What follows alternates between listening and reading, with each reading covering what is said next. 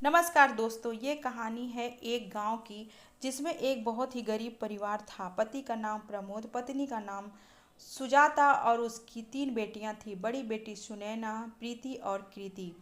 बेटा, काफ़ी देर हो गया, अभी तक तुम्हारे पिता घर नहीं आए हैं। मम्मी तुम चिंता मत करो, पिताजी घर आते ही होंगे। इतना कहकर सुनैना अपनी दोनों छोटी बहनों को खाना देने के लिए अंदर चली जाती है। दोनों छोटी बहनें बोलती है, दीदी आज मैं खाना नहीं खाऊंगी क्योंकि हम दोनों डाइटिंग पे हैं। तो सुनैना बोलती है, ये तुम्हारे अमीरों वाले चोचले मेरे समझ के बाहर हैं। तुम लोग फटाफट से खाना खाओ। दोनों बोलती है, नहीं दीदी, हम लोग खाना नहीं खाएंगे और एक दिन देख लेना, हम लोग काफ़ी ज़्यादा अमीर बनेंगे। तो सुनैना बोलती है, हाँ जब बनोगी तब बनोगी, लेकिन अभी पेट भर कर खाना खाओ। तभी गाने की आवाज़ आती है। उसके पिता शराब पिए हुए हाथ में बोतल लेकर घर आते हैं और गाना गाते हैं, झूम बराबर झूम शराबी, झूम बराबर झूम शराबी। उसकी इस हालत में देखकर सुजाता बोलती है, तुम्हें शर्म नहीं आती? तीन तीन बेटियों के पिता हो और पीकर घर आते हो। तो प्रमोद बहुत ही गुस्से से बोलता है कि मैंने तुम्हारे बाप का नहीं पिया है और आज खुशी का दिन था इसीलिए मैंने पिया है। मैंने सुनैना की शादी सेट कर दिया है। वो लोग इतने अच्छे हैं कि बिना दहेज का ही शादी करने को तैयार हो गए हैं। कुछ ही दिनों में सुनैना की शादी है। सुजाता बोलती है कि तुमने मुझसे पूछा भी नहीं और बेटी का रिश्ता तय कर दिया। अगले ही दिन सुनैना का विवाह रोहित के साथ होता है। प्रमोद अखिलेश से जुए में हार गया था अपनी बेटी को। अखिलेश जुए में हारी हुई बेटी को अपनी बहू बना करके लेकर घर जाता है। अखिलेश पहले से ही गरीब था। इसका मतलब सुनैना गरीबी हालत में थी और गरीबी हालत में ही उसका विवाह हो गया और वो अपने ससुराल चली जाती है।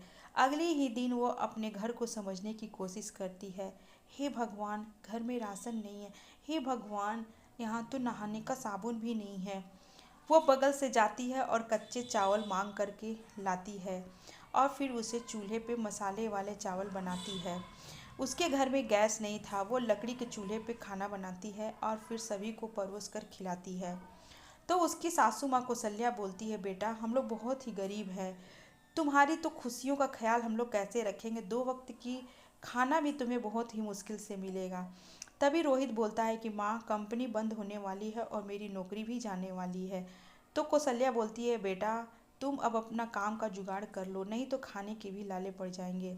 उधर कृति और प्रीति दोनों अपने मन से बहुत ही अमीर लड़के से विवाह कर लेती है और विदाई से पहले अपनी माँ से मिलने जाती है और बोलती है, माँ पिताजी कहाँ हैं? तो उसकी माँ बोलती है, पता नहीं कहाँ है तुम्हारे पिताजी, लेकिन तुम लोगों ने बहुत अच्छा फैसला किया कि अपने मन से शादी कर लिया, नहीं तो तुम्हारे पिताजी अंधे कुएं में ढकेल देते सुनैना की तरह। तभी उसके पिताजी शराब पीते हुए घर आते हैं हाथ में बोतल लिए। तो फिर सुजाता बोलती है, तुम्हें शर्म नहीं आती? आज के दिन तो नहीं पीते, तुम्हारी बेटियों का शादी है और तुम आज पी कर आए हो। तो प्रमोद बोलता है, ये दोनों बेटियों से तो अच्छी मेरी बड़ी बेटी सुनैना थी, जिसका विवाह मैंने कर दिया और वो कुछ भी नहीं बोली और अपने ससुराल चली गई। तभी प्रीति बोलती है कि माँ, पिताजी कभी नहीं सुधरेंगे, हम दोनों बहनें अपने अपने ससुराल जा रहे हैं। इतना कहकर प्रीति और कृति अपने अपने पति के साथ अपने अपने अमीर ससुराल में चली जाती है। वो दोनों अपने मन से विवाह की थी, इसीलिए बहुत ही रिच लड़के से विवाह की थी। उनके घर में किसी भी चीज़ की कमी नहीं थी। उनके घर में कई नौकर चाकर और किसी भी चीज़ का कोई कमी नहीं था। धीरे धीरे करके वक्त बीतने लगता है। तो प्रीति अपने पति मोहित से कहती है, अजी सुनते हैं, काफ़ी दिन हो गया हम लोग कोई पार्टी वार्टी नहीं कर रहे घर में, कोई फंक्शन नहीं हो रहा घर में। तो मोहित बोलता है, हाँ तुम सही बोल रही हो, ऐसा है कि कल हम लोग एक पार्टी रखते हैं और तुम अपनी बहन कृति को ज़रूर बुलाना और साथ में अपने कुछ फ्रेंड को भी बुला लेना। तो प्रीति बोलती है, हाँ हाँ, मैं अपनी बहन को बुलाना कैसे भूल सकती हूँ। तो कल तय रहा कि कल पार्टी है। तो प्रीति अपनी बहन कृति को फ़ोन करती है और बुलाती है। कृति अपने कार से पार्टी में आती है। पार्टी में कृति और प्रीति दोनों खूब मस्ती करते हैं और उसके काफ़ी दोस्त भी आए होते हैं। तो कृति बोलती है, दीदी चलो कुछ पीते हैं।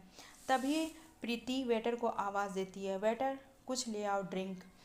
जब वेटर आता है तो वेटर उसका जीजा जी होता है। तो प्रीति कृति अपने जीजा जी को इस हालत में देखकर चौंक जाती है और बोलती है, जीजा जी आप इस हालत में? तो रोहित बोलता है कि मेरी कंपनी बंद हो गई और मैं बेकार था और तुम्हारी दीदी का जन्मदिन भी था, इसीलिए मैंने सोचा कि मैं थोड़ा कुछ कर लूँ ताकि दो चार पैसे आ जाए। रोहित को बहुत ही शर्मिंदा महसूस होता है और वो बिना पैसा लिए घर चला जाता है। जब वो घर जाता है तो सुनैना उसे देखकर चौंक जाती है और बोलती है, अरे आप इतनी जल्दी आ गए, आप तो कह रहे थे कि मैं 2 बजे तक आऊँगा और अभी तो 11 ही बजे हैं। तो रोहित बोलता है कि हाँ, जल्दी काम ख़त्म हो गया इसीलिए मैं घर आ गया। माँ बाबूजी ने खाना खा लिया। तो सुनैना बोलती है कि हाँ, दोनों लोग खा लिए। तुम? हाँ, मैंने भी खा लिया। तो रोहित बोलता है, तुम झूठ बोल रही हो, तुम माँ बाबूजी का पेट भरने के लिए खाना नहीं खाई थी। बातों बातों में दोनों लोग सो जाते हैं और अगली सुबह उनके घर के आगे दो कार आकर खड़ी हो जाती है। सुनैना बाहर निकल के देखती है तो प्रीति और कृति दोनों अपनी अपनी गाड़ी से आए होते हैं। सुनैना बोलती है, अरे प्रीति और कृति, तुम लोग दोनों तो कितना ज़्यादा अमीर हो गए हो, आओ अंदर आओ, मेरे घर में तुम दोनों का स्वागत है। प्रीति बोलती है, जन्मदिन मुबारक हो दीदी। कृति बोलती है, हैप्पी बर्थडे दीदी। सुनैना बोलती है, किसका बर्थडे है? तो प्रीति कृति बोलती है, दीदी तुमने अपना जन्मदिन भी भूल गई। तो कौशल्या बोलती है, अरे आज मेरी बहू का जन्मदिन है, बहू ने किसी को बताया ही नहीं, वो घर के कामों में इतना उलझी रहती है कि अपनी ओर बिल्कुल भी ध्यान नहीं देती है। प्रीति कृति बोलती है, दीदी आज आज हम लोग पार्टी मनाएंगे तुम्हारे घर में। तो सुनैना सोचने लगती है, इतना ज़्यादा खर्चा कहाँ से होगा, मेरे घर में तो पैसे भी नहीं है। तो प्रीति कृति बोलती है कि हम दोनों बहनें मिलकर तुम्हारा जन्मदिन मनाएंगे। दोनों ढेर सारा सामान, गिफ्ट, केक वगैरह लाई थी, तो सभी लोग मिलकर जन्मदिन मनाते हैं। तो सुनैना बोलती है, तुम दोनों जैसी बहनें पाकर मैं धन्य हो गई। प्रीति कृति बोलती है, नहीं दीदी, मैं तुम जैसी बड़ी बहन पाकर धन्य हो गई। इतना कहने के बाद कौशल्या बोलती है कि तुम सही बोल रही हो, तुम तीनों बहनें बहुत अच्छी हो। मेरी बहू सुनैना इस हालत में भी पूरे घर का ख्याल रखती है और किसी को किसी भी तरह का कोई तकलीफ नहीं होने देती है। तभी प्रीति ढेर सारा पैसा लेती है और सुनैना के हाथ में रख देती है। सुनैना पैसा नहीं लेती है, लेकिन प्रीति और कृति जिद कर कर सुनैना को पैसा देती है और बोलती है, ये लो दीदी, और जीजा जी को कोई बोलना काम कर लेंगे, कोई बिजनेस कर लेंगे जिससे तुम्हारी आमदनी हो जाएगी और जीजा जी को किसी दूसरे के घर काम करने की ज़रूरत नहीं होगी। सुनैना उसके हाथ से पैसे ले लेती है और रोहित उस पैसे से एक ठेला लगा लेता है और अच्छी खासी इनकम करने लगता है और नौकरी से कुछ ज़्यादा ही कमाने लगता है। सबकी ज़िंदगी हंसी खुशी बीत जाती है।